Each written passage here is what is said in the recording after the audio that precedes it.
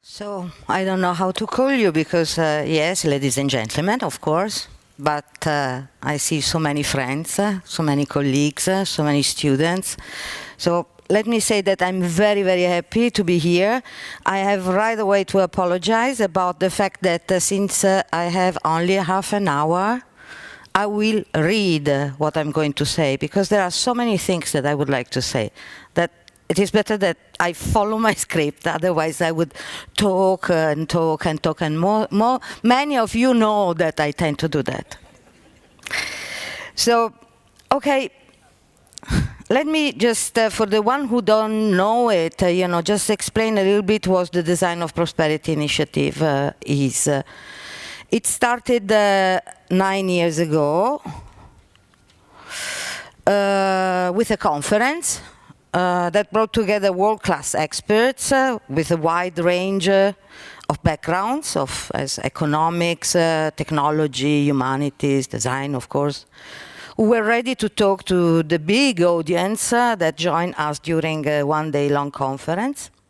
But the next day, we had also policymakers and decision makers joining us to have a post-disciplinary discussion with our speakers panel about the driving forces that by affecting our economies, our societies, and our cultures have the potential of designing a sustainable present future. The Design of Prosperity Initiative, in spite of its stops and goes, went on during the last years with other seminars and workshops. And it is luckily still alive, as the many of you are testifying with your numerous attendance today. So the Design of Prosperity Project's aim is to become a lighthouse for all those change makers that are taking part in the construction of sustainable models of prosperity.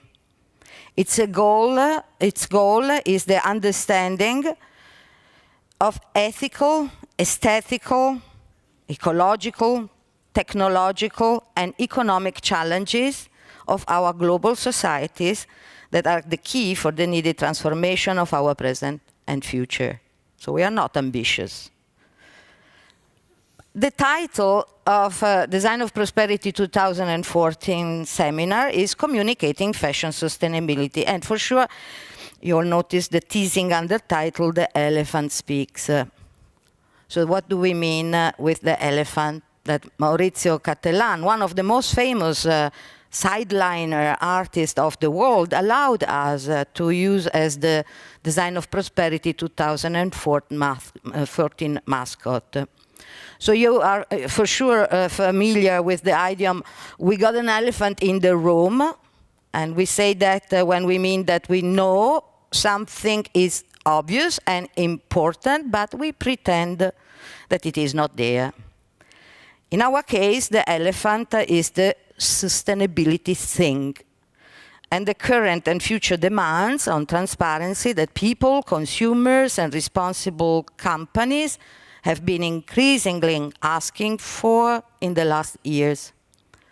So time to talk about this elephant and stop pretending it doesn't exist just because we are not looking at it while enjoying our Western wealthy lifestyle, as Bansky, another famous artist, is also telling us with this other very evocative artwork.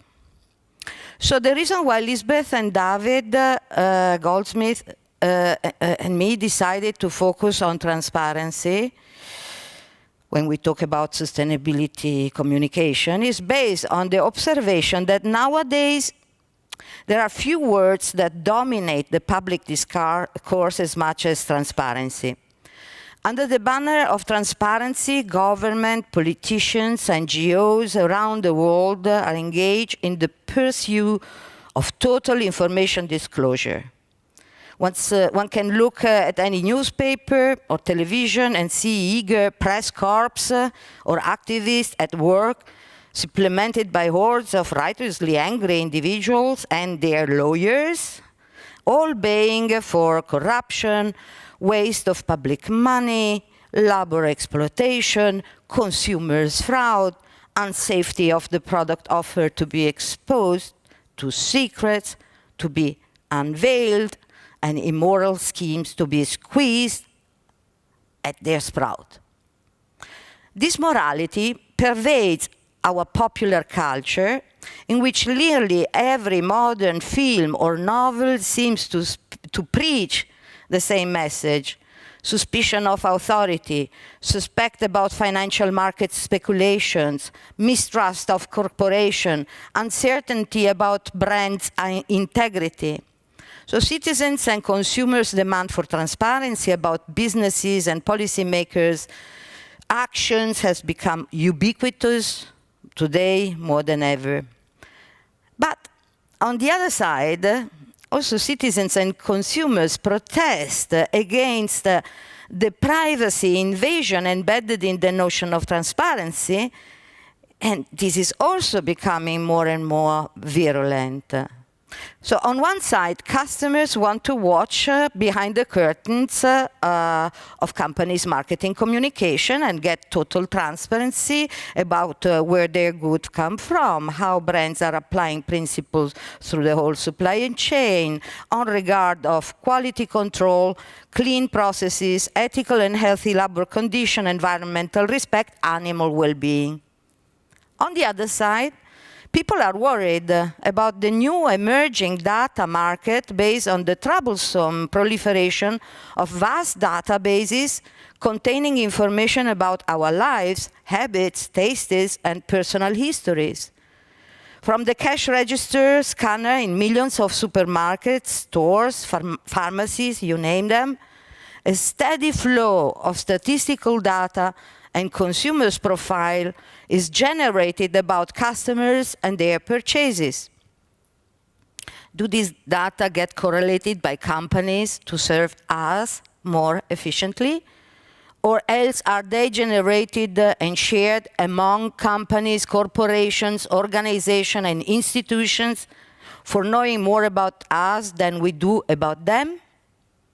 Soon, computers will hold financial and educational records, legal documents, medical reports that analyze us all the way down to our genes. Any of these might be accessed by others without our knowledge or even against our will. Opinion leaders claim that Google, Facebook, and all the social media are just apparently harmless precursors of that big brother future market run by the ones who will control and have access to those data that will affect our lives, those of our children and their children. So, ladies and gentlemen, one thing is indisputable. Transparency will happen, is already happening, for businesses, for politicians, for policemen, for intelligence agents, and so on, as well as for citizens and consumers. The gene got out from the bottle. Transparency is here to stay, for the good or for the bad. The futurist and science fiction writer David Brin thinks for the good, and brings it to the point in a very evocative way, describing two possible cities of the future. There is city number one, where Jane and Joe Doe may walk through an average day, never thinking about the micro cameras overhead. They might even believe statements made by officials claiming that all the spy eyes were banished and dismantled a year or two ago. In reality, the fact is that they were only made smaller, harder to detect. In other words, Jane and Joe blissfully believe that they have a privacy. The inhabitants of city number two know better. They realize that privacy has always been an illusion. They know that anyone in town is not only enjoying the advantage of augmented reality that micro devices are already promising, but also recording all what they see, all the interaction they have, and other people have around them, and they don't much care. They perceive, says David Byrne, what really matters. That they live in a town where, for instance, police is efficient, respectful, and above all, accountable. A place where homes are sacrosanct, but on the street, any citizen, from the richest to the poorest, can walk safely and with the godlike power to zoom at will, viewing all what happens in the vast but easily spent village the globe has become. Sometimes citizens of city number 2, says Brin, find it tempting to be nostalgic about old days before there were so many cameras, or before TV invaded the home, or before the telephone and the car. But for the most part, city 2's citizens know those times are gone and never to return. And above all, one thing makes life for them bearable, the certainty that each person knows what is going on and has a say in what will happen next, a say equal to any billionaire, chief of police, or business CEO. We are therefore in front of a dichotomous choice.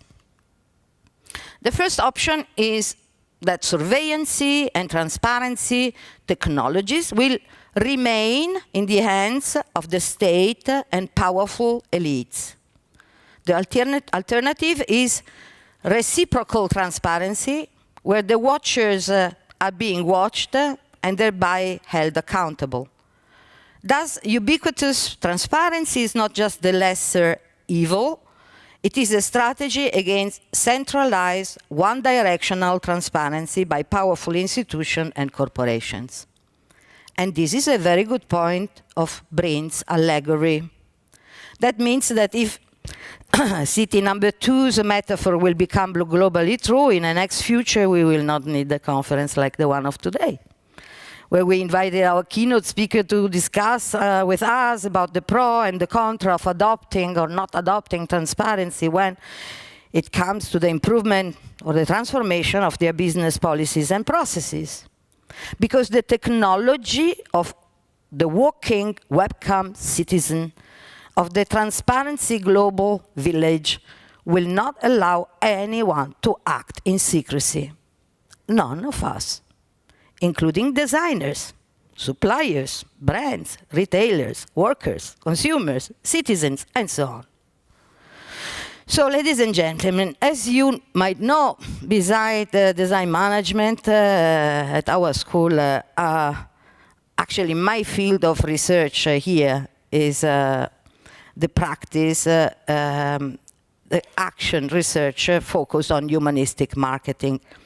And allow me, therefore, to extract and share with you few issues that are part of the discourse about transparency, which is ongoing among humanities scholars today.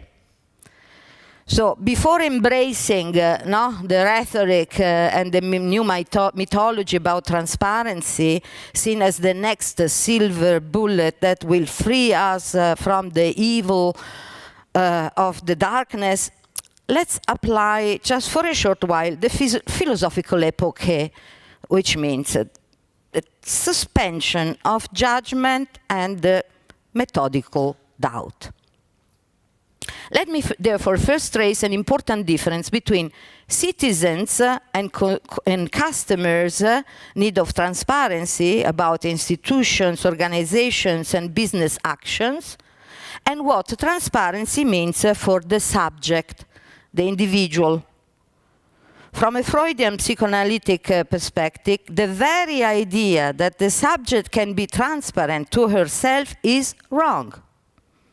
Only a machine is transparent, and only two machines can exchange information with each other in a transparent way. Data do not change, even when encrypted. They are based on processes that rely on accountability. Human memory is instead historical.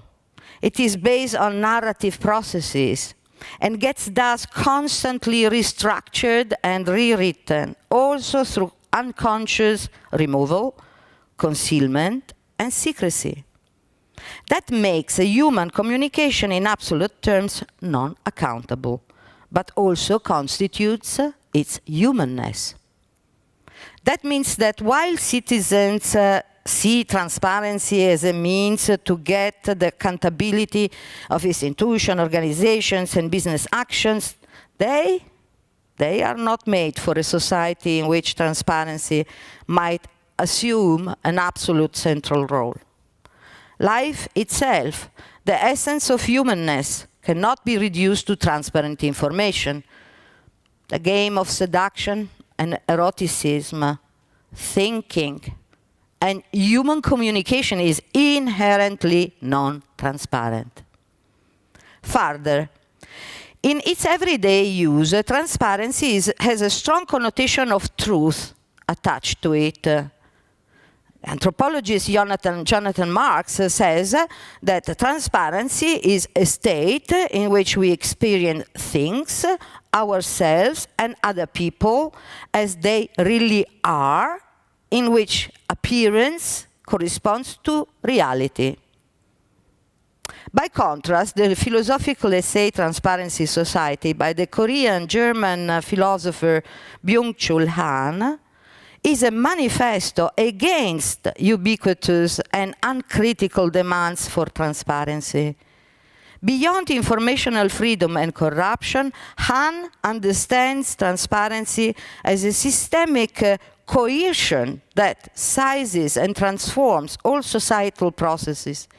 As a force that homogenizes, transparency has, he says, totalitarian features.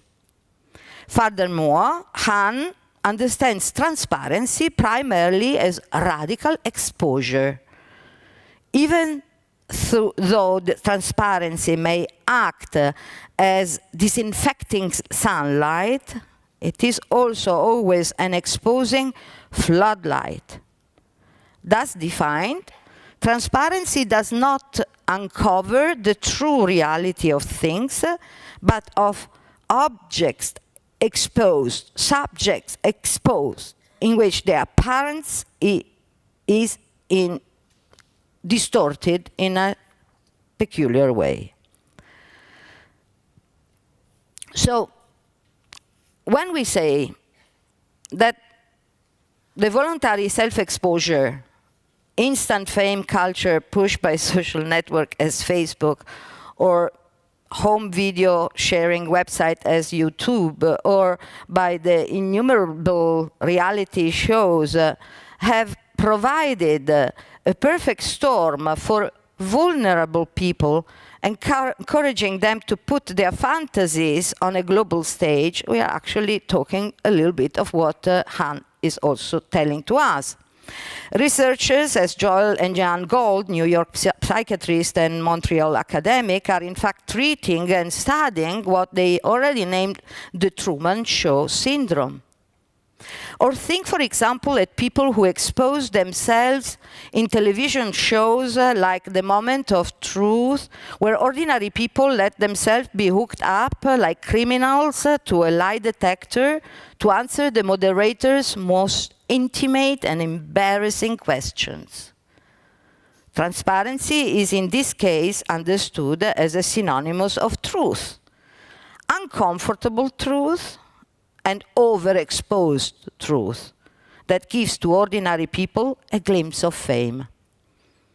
Or since our today's last keynote speaker, Jill Dumaine, is representing the outdoor apparel business, let's see what she will comment about this new sport called naked hiking. And it is supposed to be a new, very extreme sport that seems to have the highest level of inherent danger and to produce the highest amount of endorphins. Transparency is in this case understood as a synonymous of nakedness. In fact, there are artists like Spencer Tunick who also think that we have to shed off all our social veils, even in the literal sense of the word, in order to find truth. And he arranges masses of people ready to expose their naked bodies in revealing compositions in the street of world cities, supermarkets, railway stations, or docks. And these, of course, are consciously selected very extreme and provocative examples. But coming back to our topic, transparency of the fashion and apparel business, what I want to say is that when the seek for transparency and authenticity transforms itself into a phenomenon that understands transparency and authenticity as excessive delimitation, as overexposure that goes as far as the naked data of a huge critical mass of information, as an orgy of information, then we have a problem. Because that overexposure can turn into opaqueness. Brand retailers, suppliers can also be confronted with that same risk of opaqueness when it comes to the compliance of too complicated overabundance of production standards, norms, rules, and laws. Opaqueness for consumer is also provoked by their exposure to a plethora of too many certification labels. Also in this case, one is creating the prerequisite to opaqueness. In a global society that finally would understand the danger and not please only the risk of having already trespassed at least 3 of the planetary boundaries that guarantee our planet's resilience, as the Stockholm Center of Resilience is telling us, rules and laws should become few, crucially relevant, and crystal clear. And, of course, they should be backed up by very severe sanctions for those who transgress them. RAPEX, the EU Rapid Alert System notifying member states about risk to the health and safety of consumers for non-food products, is a clear tool. The Higg Index in our apparel sector could also become an unprecedented tool of transparency and change towards sustainability if the Sustainable Apparel Coalition succeeds in its attempt to transform this tool into the unified and verified instrument of self-assessment that allows the global fashion and apparel industry to immediately take action for the improvement of its environmental and social impact. But what we also need to understand is that when we talk about the communication of sustainability, we are definitely not talking about consumers' exposure to naked transparency of data that people cannot understand nor use.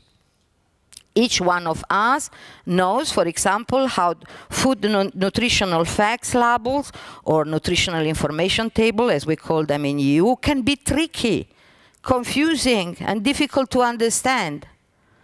It is therefore not by chance that while EU consumers have a reasonable knowledge about nutrition, only a minority actually looks at this information when shopping, as studies of the European Food Information Council are proving. So that implies that when we are talking of fashion and apparel consumer-facing, that is the access for people to information about the environmental and social impact of the products they buy, a clear and easy visualization should be designed that will enable consumers to make informed purchasing. Because only people, the many people, are the most powerful allies of a transformational process of our consuming societies. We are also on the wrong path if we think that we should start to transparently communicate our improvements only once we will have reached the 100% sustainability. That is an illusion. What we can instead honestly and transparently tell to people is the progress we are constantly making on our mission towards sustainability. Otherwise, even those companies that are mostly and honestly striving for sustainability will be overwhelmed by consumers' watchdogs boycott campaigns that will globally destroy their brand reputation overnight. So communicating our actions that mitigate our footprint is good. It is necessary. But ladies and gentlemen, is not sufficient. As Professor Johan Rockström of the Stockholm Resilience Center says, we also need a new paradigm of communication that can affect and change not only consumer behaviors and people's lifestyles, but above all, our beliefs and values system. And this is the cultural dimension of sustainability narrative, which should definitely not be neglected. An art and science work as The Human Quest book by Rockström and the photographer Matthias Klum, or a movie that is ongoing now, please, I suggest you to look at it. This movie of Wim Wenders and Sebastião Salgado, The Salt of Earth, represent a powerful potential path to humanity's rediscovery of itself in nature, an ode to the magnificent beauty of our planet, but also a scream against humans' inequity and self-destruction. So, ladies and gentlemen, as you see, the matter of transparency is manifold. Today we will explore it. We will try to at least partially unveil the elephant in this room. And I don't want to take time away for our speakers. Only allow me to conclude by saying very few things based on my practical consultant's experience. First of all, we can talk about true transparency when it uncovers information that is in fact useful to citizens, consumers, the many people. It comes in a format that can actually be understood and used by them. A format based on clarity that makes sense for whom the information is addressed to. Otherwise, transparency can transform itself into a systematic confusion. Transparency is what allows citizens, consumers, people to act upon its information. And dialogue is what creates the meaningfulness of information's transparency. Transparency without dialogue is insufficient. Second, transparency should be based on a value system. A value system based on correctness, trustfulness, and coherence between what we say and what we do. Third, transparency means action. Those actions that we do under the sun, those actions that are contrasting fraud and deception, action also against human exploitation, environmental depletion, and animals' rights disrespect. 4, transparency can enlighten all what we produce in the noun of reasonableness and of shared values. If this is how we intend the meaning of transparency, transparency will then become a powerful enlightenment tool of our postmodern times. It therefore should become a systemic device for governance and intelligence and for relevant legislation. But, ladies and gentlemen, allow me to share with you my last thought. Imagine in what a better world we will live. What a clean, good, fair, and beautiful civilization humanity will have reached the day when our mission will be accomplished. When transparency devices will become redundant, useless, because we will finally rely instead on the rise of a shared honor system. And please don't tell me that that's just wishful thinking. Because you will get a whole lot of evidence and optimism today about how things that we think are impossible can become true and profitable. And many thanks, therefore, for your attention. Thank you.